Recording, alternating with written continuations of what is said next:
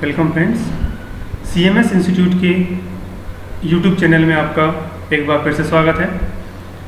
आज इस वीडियो में हम एडोब फोटोशॉप के पार्ट 2 पर चर्चा करेंगे और हम इस वीडियो में एडोब फोटोशॉप में उपयोग किए जाने वाले टूल्स को सीखेंगे।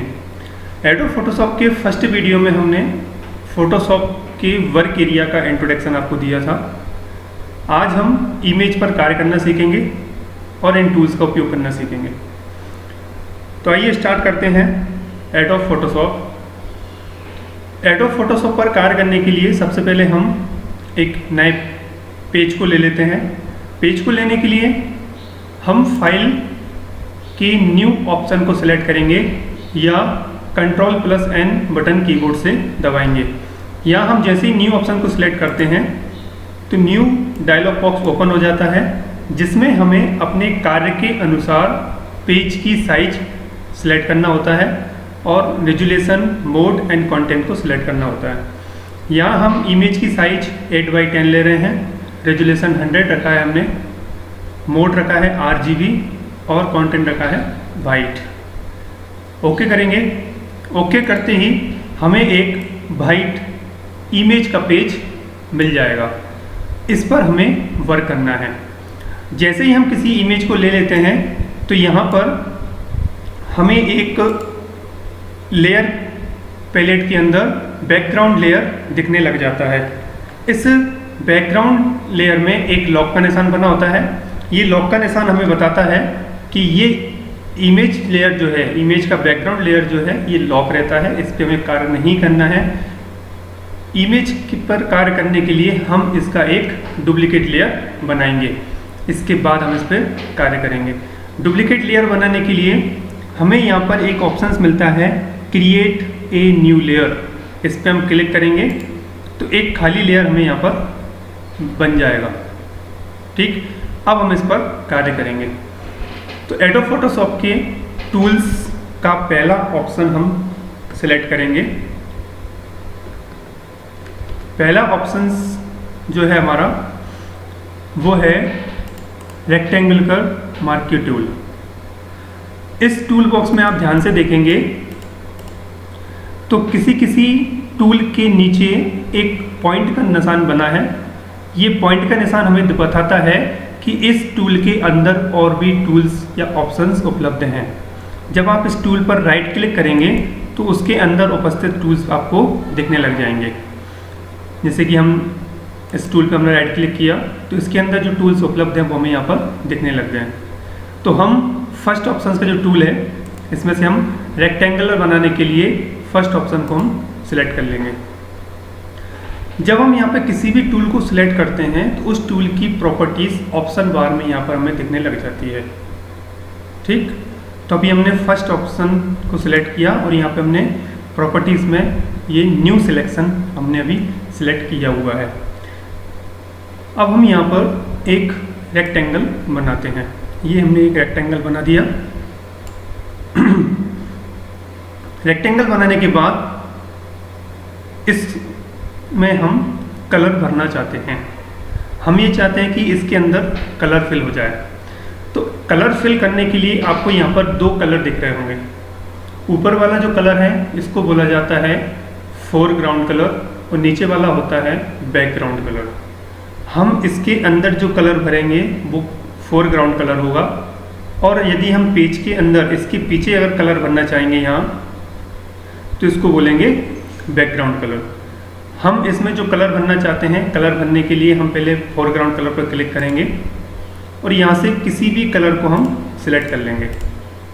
जो कलर हम बनाना चाहें उस कलर को हम यहाँ सिलेक्ट कर लेंगे। सिलेक्ट करने के बाद कलर पिक हो जाएगा और यहाँ पर आपको दिखने लग जाएगा। ओके करेंगे तो वो कलर यहाँ फोरग्राउंड कलर में सिलेक्ट हो गया है। अब फोरग्राउंड कलर में सिलेक्ट किया गया कलर हमें इसमें भरना है, तो हम कीबोर्ड से अल्ट के साथ डिलीट बटन को प्रेस करेंगे। वो कलर फोरग्राउंड कलर के रूप में भरा जाएगा। यदि आप अल्टर के जगह कंट्रोल बटन का उपयोग करते हैं तो बैकग्राउंड कलर फिल हो जाता है। देखिए हम करते हैं, कंट्रोल के साथ हम डिलीट बटन दबाएंगे तो जो बैकग्राउंड में कलर है वो कलर यहाँ पर फिल हो जाएगा। इसलिए हमें याद रखना है, फोरग्राउंड कलर यदि हमें फिल करना है तो अल्टर के साथ डिलीट बटन दबाएंगे, और यदि बैकग्राउंड कलर को फिल करना है तो कंट्रोल के साथ डिलीट बटन दबाएंगे। ठीक है स्टूडेंट्स, अब ये जो हमने रेक्टेंगल बनाया है ये अभी सिलेक्ट है, हम इसको डीसिलेक्ट करना चाहते हैं। तो डीसिलेक्ट करने के लिए आप कंट्रोल के साथ डी बटन को दबाएंगे तो ये डीसिलेक्ट हो गया। अब हम एक सर्किल बनाते हैं। सर्किल बनाने के लिए इसी ऑप्शन पर राइट क्लिक करेंगे और यहाँ पर इलिप्स ऑप्शन को सिलेक्ट कर लेंगे। सिलेक्ट करने के बाद आप पेज पर आएंगे और इस तरह से एक सर्किल को ड्रॉ कर देंगे। ड्रॉ करने के बाद अब हम इसमें कोई कलर भरना चाहते हैं, फोरग्राउंड कलर भरना चाहते हैं, तो हम पहले यहाँ पे फोरग्राउंड कलर को चूज़ कर लेते हैं। पिंक कलर हमने सेलेक्ट कर लिया। अब हम इसमें कलर भरना चाहेंगे तो हम दबाएंगे अल्टर के साथ डिलीट, कलर फिल हो जाएगा। अब हम कंट्रोल डी के साथ इसको कर देंगे डी सिलेक्ट, ये डी सिलेक्ट हो गया। तो हमने एक लेयर के ऊपर दो रेक्टेंगल और सर्किल बनाए हैं। अब हम यदि चाहते हैं कि हम सर्किल को मूव करके रेक्टेंगल के ऊपर रख दें, तो हम जब इसको मूव करेंगे तो दोनों एक साथ मूव हो रहे हैं। दोनों एक साथ मूव क्यों हो रहे हैं? क्योंकि हमने दोनों को एक ही लेयर पे बनाया है, इसलिए दोनों एक साथ मूव हो रहे हैं। यदि हम चाहते हैं कि सर्किल को रेक्टेंगल के ऊपर रखना है तो हमें एक नई लेयर क्रिएट करना पड़ेगा और उसके ऊपर सर्किल को बनाना पड़ेगा। तो देखते हैं कैसे करेंगे हम। तो पहले हम ये जो सर्किल हमने बनाया है इसको हटा देते हैं। हटाने के लिए हम करेंगे अंडू। अंडू करने की जो शॉर्टकट की है वो है कंट्रोल जेड। फोटोशॉप में कंट्रोल जेड से एक ही बार अंडू होता है। यदि आपको ज़्यादा बार अंडू करना है तो कंट्रोल अल्ट प्लस जेड का उपयोग हम यहाँ पर करेंगे। तो हम यहाँ दबा रहे हैं कंट्रोल अल्ट जेड बटन को दबाएंगे, तो जो भी वर्क हमने किया था उसी क्रम से वर्क हट जाएगा। तो अभी यहाँ पर हमें सिर्फ एक रेक्टेंगल दिख रहा है। जब आप किसी भी लेयर को सिलेक्ट करते हैं, यदि आपकी लेयर में ये पॉइंट आपको नज़र नहीं आ रहे हैं तो इन पॉइंट्स के लिए आप यहाँ पर शो बाउंड्रीज बॉक्स इस ऑप्शन पर चेक बॉक्स पर क्लिक कर दीजिए, तो आपको यहाँ पर पॉइंट, ये हैंडल पॉइंट्स दिखने लग जाएंगे। देखिए मैं यहाँ पे क्लिक कर रहा हूँ, इस ऑप्शन पर क्लिक कर रहा हूँ मैं शो बाउंड्रीज बॉक्स पर।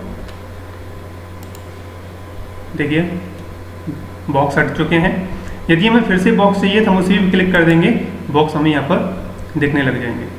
ठीक, अब हम बनाते हैं न्यू लेयर। न्यू लेयर बनाने के लिए फिर हम यहीं पर क्लिक करेंगे क्रिएट ए न्यू लेयर। इस पर हम क्लिक करेंगे, एक न्यू लेयर और बन गई हमारी। अब हम यहाँ पर एक सर्किल को बनाते हैं। सर्किल को बनाने के लिए मैंने सर्किल वाले ऑप्शन को सिलेक्ट किया और यहाँ पर एक सर्किल बना दिया। और इसके अंदर मुझे कलर फिल करना है, तो कलर फिल करने के लिए अल्टर डिलीट बटन को मैं यहाँ पर प्रेस करूँगा, इसमें कलर फिल हो गया। और इसको डीसिलेक्ट करने के लिए मैं यहाँ पर कंट्रोल डी बटन का उपयोग करूँगा, ये डीसिलेक्ट हो गया। अब हम मूव टूल के उपयोग से इस लेयर को दूसरी लेयर के ऊपर आसानी से रख सकते हैं, क्योंकि अब ये दो लेयर बन चुकी हैं। एक लेयर ये बनी है और एक लेयर सर्किल की बनी है। आप इनको एक ऊपर एक नीचे इस टाइप से रख सकते हैं।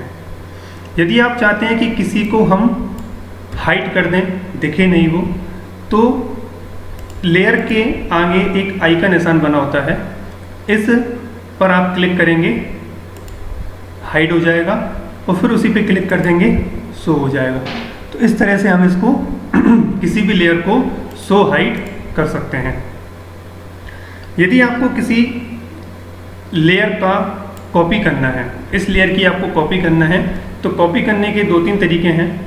पहला तरीका सबसे सरल ये है, जो सबसे ज़्यादा यूज किया जाता है, कि आपको जिस लेयर की कॉपी करना है उस लेयर को सिलेक्ट कीजिए, अल्टर बटन को दबाइए और लेयर पर क्लिक करके उसको इस तरह से मूव कर दीजिए। अल्ट बटन दबी होना चाहिए। अगर अल्ट बटन आपने नहीं दबाई है तो वो ही मूव होगा, उसकी कॉपी नहीं आएगी।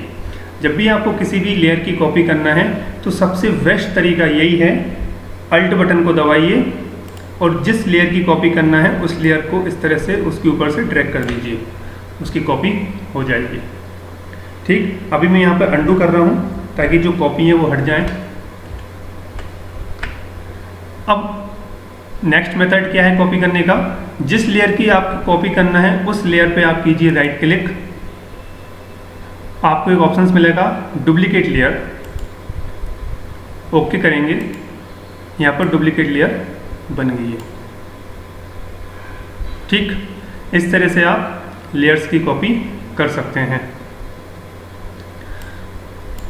इसकी अगर आपको कॉपी करना है तो आप इस पर राइट क्लिक करेंगे और डुप्लीकेट लेयर पर क्लिक करेंगे, ओके करेंगे। इस तरह आप इनकी डुप्लीकेट कॉपी बना सकते हैं। इसमें आप देखिए हमने सर्किल को रेक्टेंगल के ऊपर रखा हुआ है। हम ये चाहते हैं कि रेक्टेंगल ऊपर आ जाए, सर्किल उसके बैक साइड में पहुंच जाए। तो हमें क्या करना होगा, पहले हम इनके अंडू करके जो हमने कॉपी की है उनको हटा देते हैं। कंट्रोल अल्ट जेड की मदद से हमने जो कॉपी किया था हमने उसको हटा दिया। अभी हम सर्किल को मूव कर रहे हैं रेक्टेंगल के ऊपर। सॉरी, इसकी कॉपी और आ रही है, इसको हमने हटा दिया। सर्किल को हमने रेक्टेंगल के ऊपर रख लिया। हम ये चाहते हैं कि रेक्टेंगल ऊपर आ जाए, सर्किल पीछे पहुंच जाए। तो हम क्या करेंगे, ये जो लेयर है इस लेयर को उठा के सर्किल के ऊपर, सर्किल वाली लेयर 2 के ऊपर इस तरह से छोड़ देंगे। तो ये इनका क्रम चेंज हो गया, रेक्टेंगल ऊपर आ गया, सर्किल पीछे पहुंच गया। अब यदि आप फिर से वही करना चाहते हैं तो हम क्या करेंगे, लेयर 2 को उठाकर लेयर 1 के ऊपर छोड़ देंगे। इस तरह से हम किसी को भी बैक एंड फ्रंट पर ला सकते हैं। ठीक है स्टूडेंट्स, अब नेक्स्ट पॉइंट हमारा आता है, ये जो लेयर हमने बनाई है इन लेयर्स का यदि हमें नाम चेंज करना है। कभी कभी क्या होता है कि हम किसी इमेज को बनाते हैं तो बहुत सारी लेयर्स का उसमें उपयोग करना होता है, तो हम इन लेयर्स का नाम भी चेंज कर सकते हैं। नाम चेंज करने के लिए आपको उस लेयर जो नाम लिखा होगा उस पर डबल क्लिक करना है, नाम सेलेक्ट हो जाएगा। फिर आपको जो भी उसमें नाम लिखना है आप वो नाम लिख दीजिए। जैसे मैं नाम दे देता हूँ बॉक्स, ये मैंने इस लेयर को नाम दे दिया। इस तरह से आप इनके नाम भी चेंज कर सकते हैं। नेक्स्ट, यदि आपको कोई लेयर आपने बनाई है और आप उस लेयर को डिलीट करना चाहते हैं तो डिलीट करने के लिए 2-3 मेथड यूज होते हैं। जैसे हम इस लेयर को एक कॉपी कर लेते हैं, तो कॉपी करने के लिए मैंने अल्ट बटन को प्रेस किया और मूव कर दिया। ठीक, अब ये जो लेयर हमने बनाई है इस लेयर को हमें डिलीट करना है। तो डिलीट करने का एक सबसे बेस्ट मेथड ये है कि लेयर को सिलेक्ट कीजिए। जिस लेयर को डिलीट करना है उस लेयर को आप यहाँ से क्लिक करके सिलेक्ट कर सकते हैं, या आप किसी लेयर पर क्लिक करके भी इसको सिलेक्ट कर सकते हैं। सिलेक्ट करने के बाद यहाँ आपको एक ऑप्शंस मिलता है डिलीट लेयर, इस पर आप क्लिक करेंगे। सिस्टम आपसे पूछेगा डिलीट द लेयर, हम यस करेंगे, लेयर डिलीट हो जाएगी। ठीक, दूसरा मेथड ये है कि आप उस लेयर को सिलेक्ट कीजिए और डिलीट जो बना हुआ है आइकॉन उस पर लाकर उसको छोड़ दीजिए, डिलीट हो जाएगा। ठीक, इस तरह से आप इनको डिलीट कर सकते हैं। थर्ड मेथड में आप किसी भी लेयर को डिलीट करने के लिए लेयर ऑप्शन मेनू पे क्लिक करेंगे, आपको ऑप्शन मिलेगा डिलीट और उसके अंदर मिलेगा लेयर।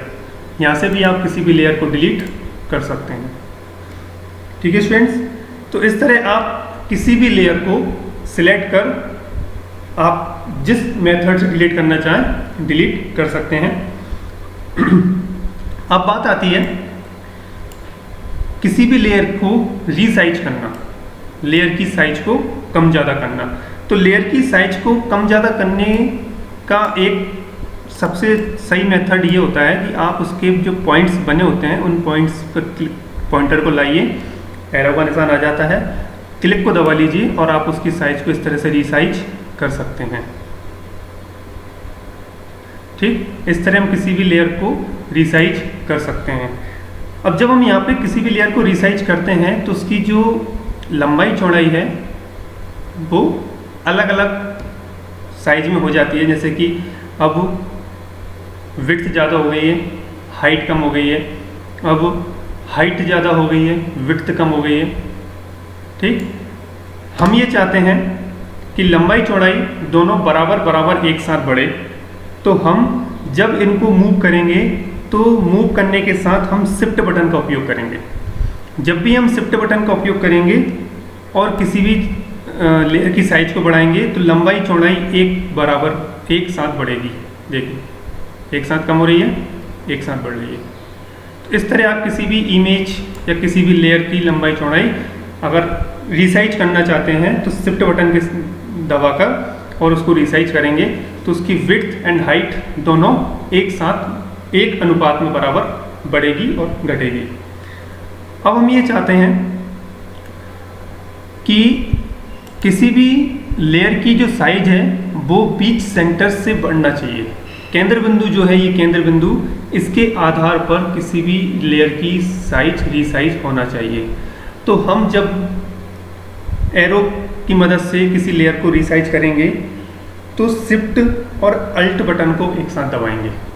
जब हम शिफ्ट और अल्ट बटन को एक साथ दबाएंगे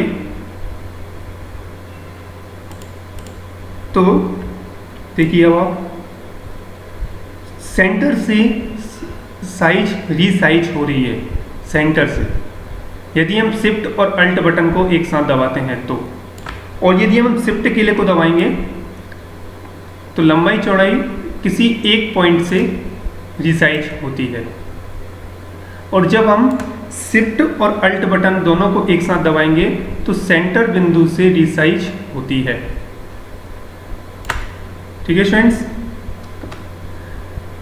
नेक्स्ट पॉइंट है हमारा किसी भी लेयर को रोटेट करना। रोटेट कैसे करते हैं?